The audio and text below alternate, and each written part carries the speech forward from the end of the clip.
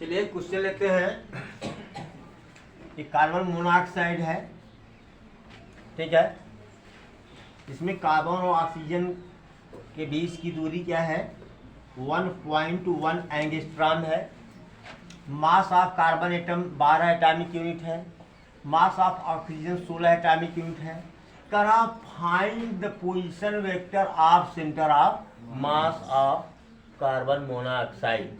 Carbon अच्छा, करें क्या हम उसको? इस कार्बन को जो है, ये कार्बन का कार्बन एटम है, ये क्या है? ऑक्सीजन एटम है, ठीक है। तो अब हम क्या कर रहे हैं कि ये एक्स एक्सिस है, ये क्या है? वाई एक्सिस है।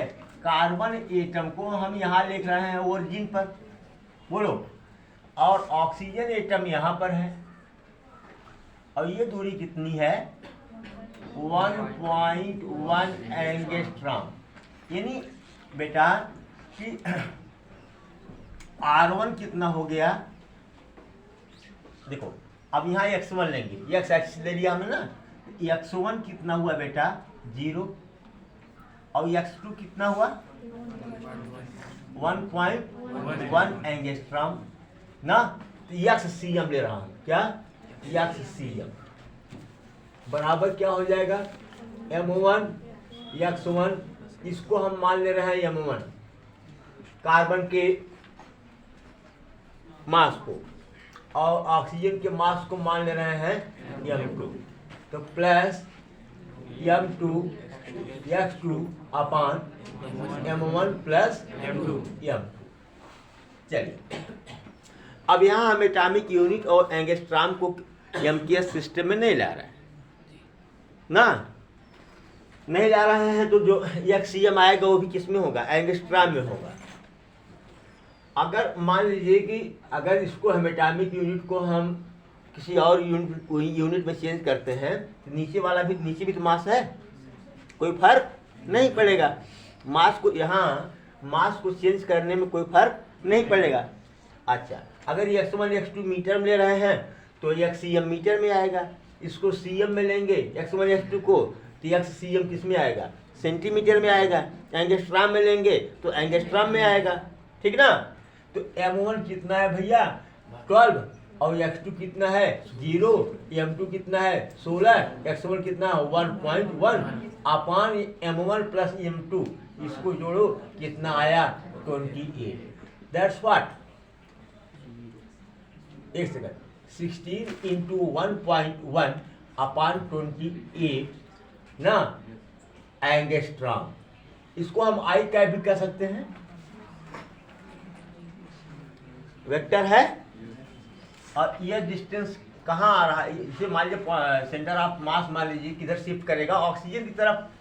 अगर ये सेंटर ऑफ मास हुआ, ऑक्सीजन भारी है ना, किधर शिफ्ट करेगा? ऑक्सीजन की तरफ।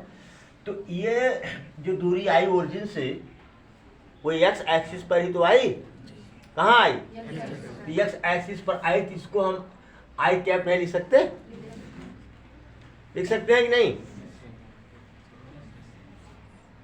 अरे भाई, एक्स एक्सिस के अलोंग यूनिट वेक्टर क्या है? आई कैप ना। ये वेक्टर है ना, यहाँ आई कैप लिख दे, कोई गड़बड़?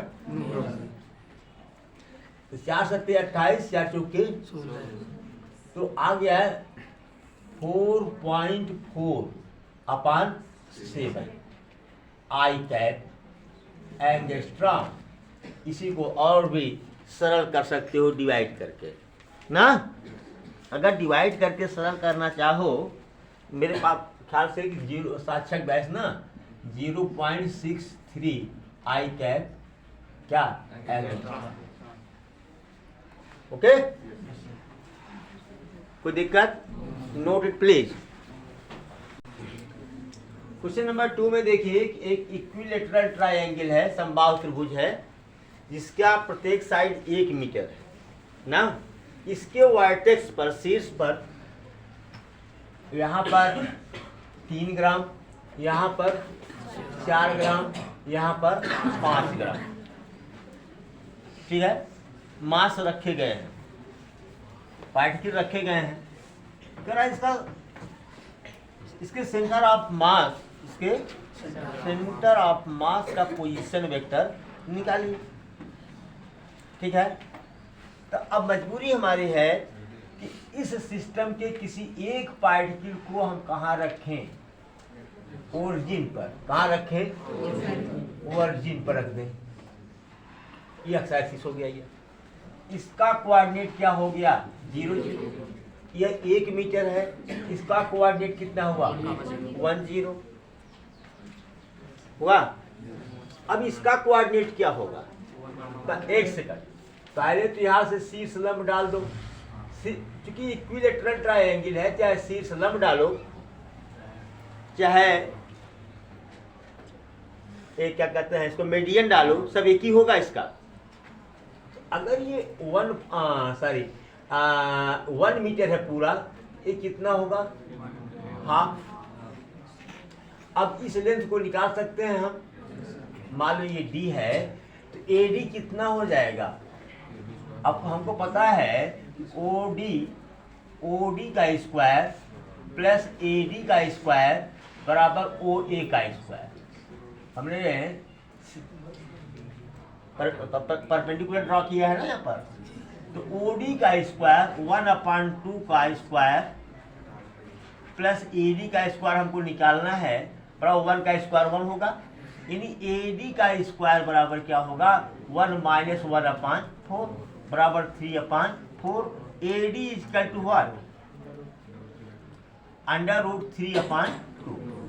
ठीक है, तो इसका कोऑर्डिनेट क्या है बेटा? 1/2 √3/2।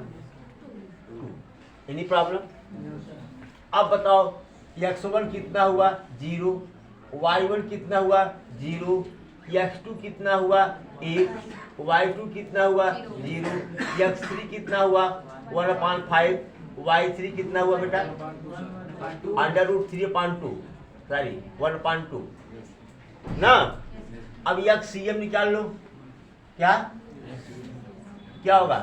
m1 x1 plus m2 x2 plus m3 अपान m1 plus m2 plus m3। Any problem? अच्छा, हमने कहा कि ग्राम में है तो ऊपर वाला मास भी ग्राम में है, नीचे वाला मास भी ग्राम में है, कोई फर्क नहीं पड़ेगा। ये मीटर में है तो xcm किस में आएगा? मीटर में आएगा। तो वैल्यू रखें इसका। m1 कितना है? 3। x1 कितना है? 0। m2 कितना है? 4 ग्राम। x2 कितना है? 1। m3 कितना है? 5 ग्राम। x3 कितना है? 1/2 अपान 3 + 4 + 5। ये बेटा 4 और 5/2 2.5 बटे 4 से 7 5 12 बराबर 6.5/12। ये मीटर में आएगा। ये क्या होगा? आई कैप एक्स एक्सिस के अलावा।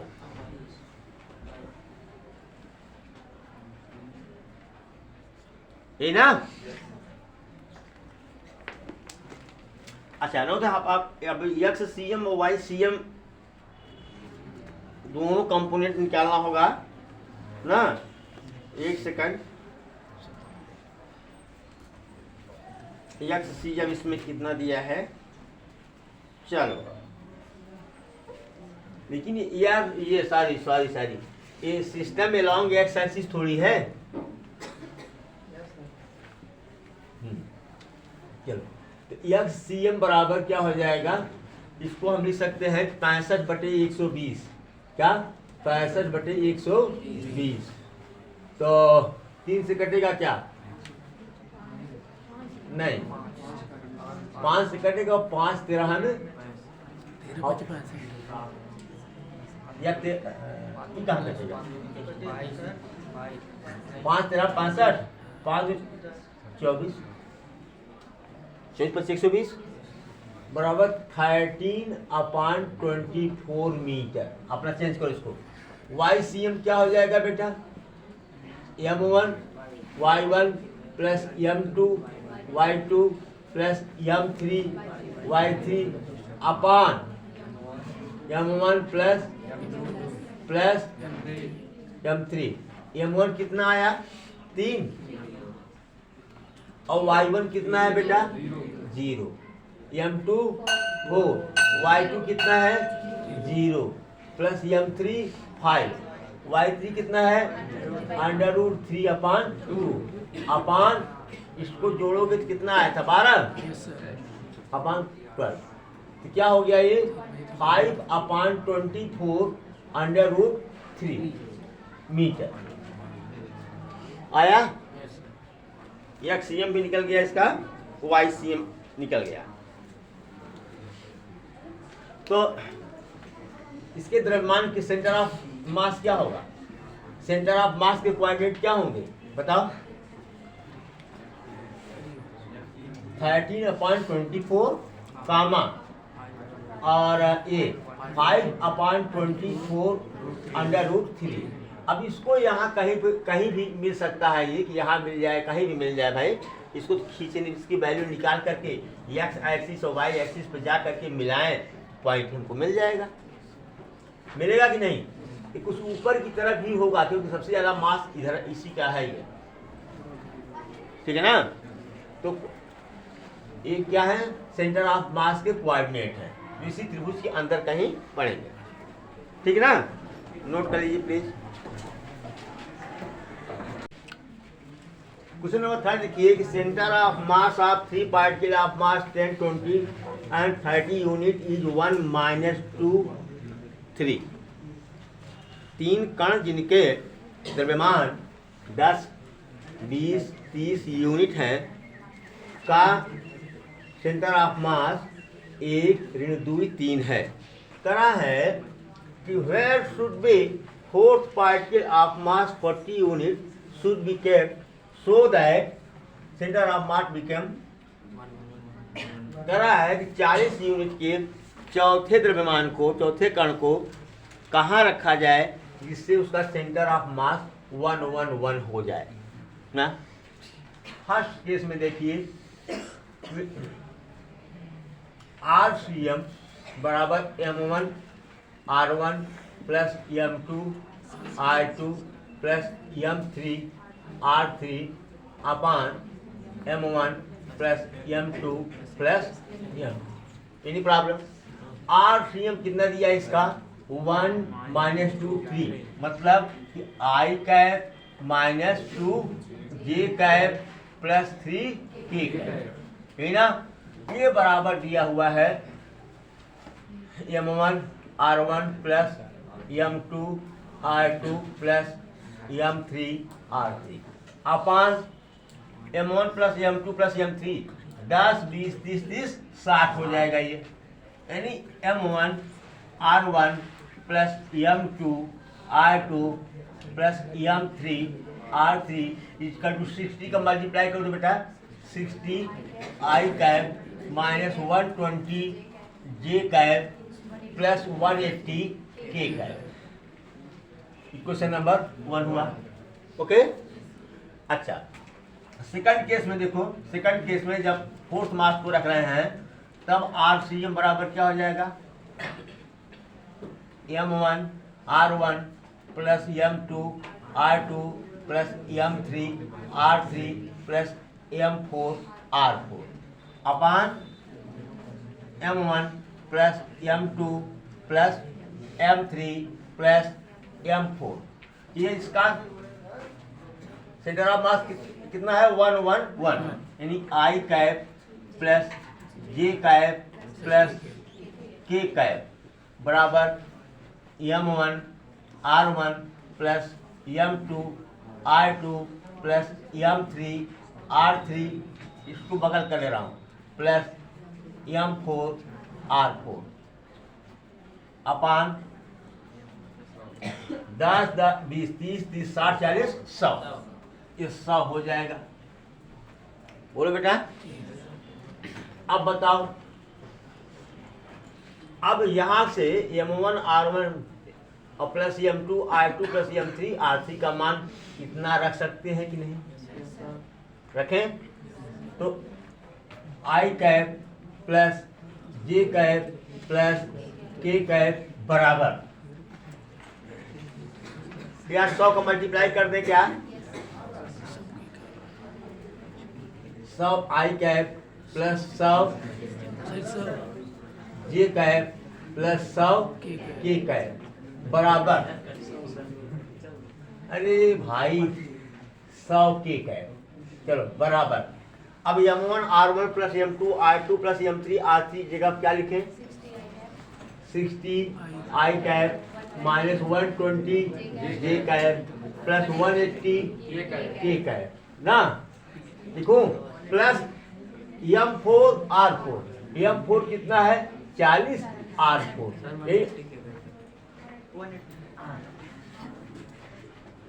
180 की कैप। क्या भैया R4 हमको निकालना है, कहाँ रखा जाए ना, चलो अब सब है कि इस पर भी लगा देते हो, वैसे यहाँ लगना चाहिए था, R1 R2 पर लगा देना चाहिए था, हम नहीं लगाए, हम ही नहीं बहुत से बेवकूफ लोग नहीं लगाते ना। चलो इधर आएगा तो 40 आई कैप हो जाएगा, बोल भैया इधर आएगा तो प्लस हो जाएगा, तो 260 जे कैप, इधर आएगा माइनस होगा, माइनस 80 हाँ 220 होगा ना, 80 के कैप बराबर क्या आया 40 R4 ना, बोलो भाई।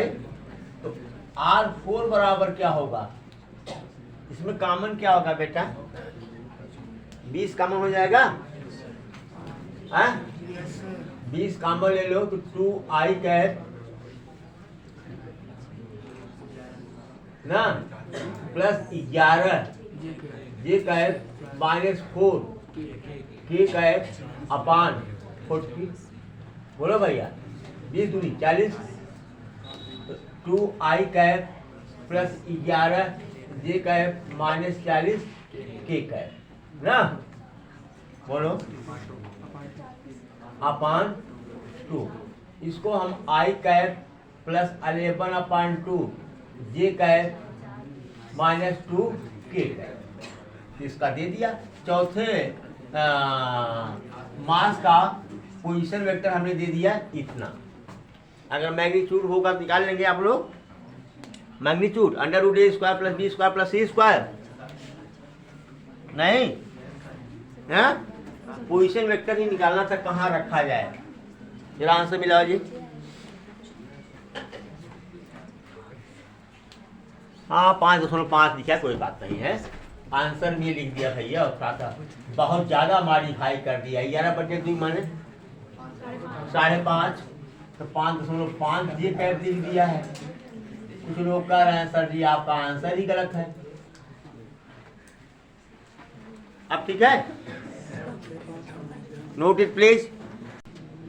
देखिए बहुत प्यारा सा क्वेश्चन है, यह एक रिंग है, क्या है और रिंग का जो मास है, रिंग का जो द्रव्यमान है वो 5 kg, क्या है 5 kg, ध्यान दो पहले।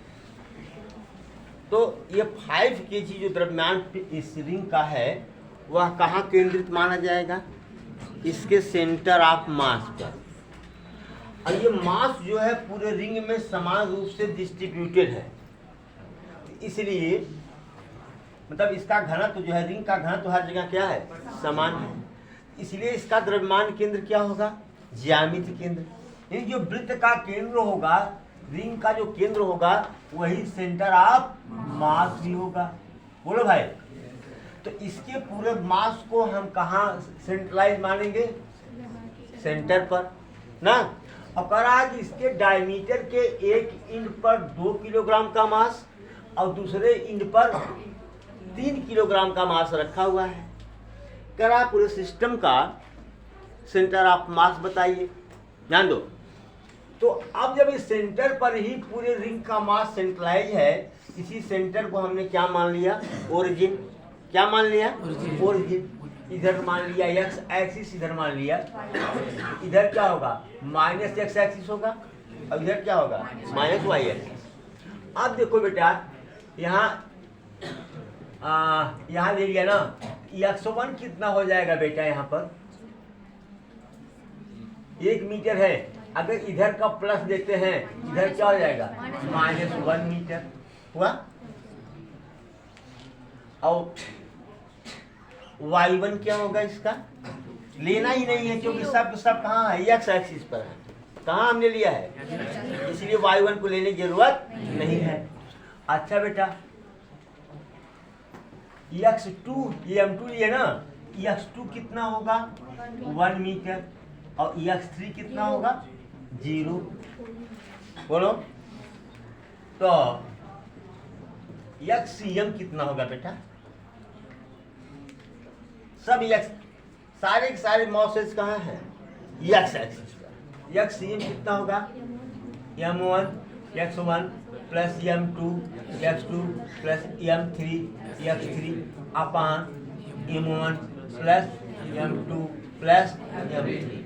तो m1 कितना है 2 गुणे -1 प्लस 2 3 गुणे 1 प्लस 5 गुणे लड्डू बटे 2 धन 3 धन 5। चलो भैया कितना हुआ भैया, 2 धन 3 2 धन बटे 10 बराबर 1 बटे 10 बराबर 0.1 आई कैप, 0.1।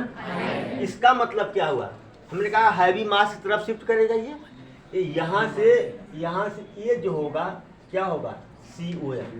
ये COM कब था, जब ये दोनों पार्टिकल नहीं रखे गए थे, तब जब ये दोनों ऑब्जेक्ट नहीं रखे गए थे तब सेंटर ऑफ मास और सेंटर ऑफ सर्किल दोनों क्या थे, सेम थे। जब रख दिए गए तो सेंटर ऑफ मास यहाँ से खिसक करके यहाँ चला आया, समझ गया कि नहीं। और ये दूरी कितना है 0.1 मीटर, 0.1 मीटर आई है, समझ गया कि नहीं।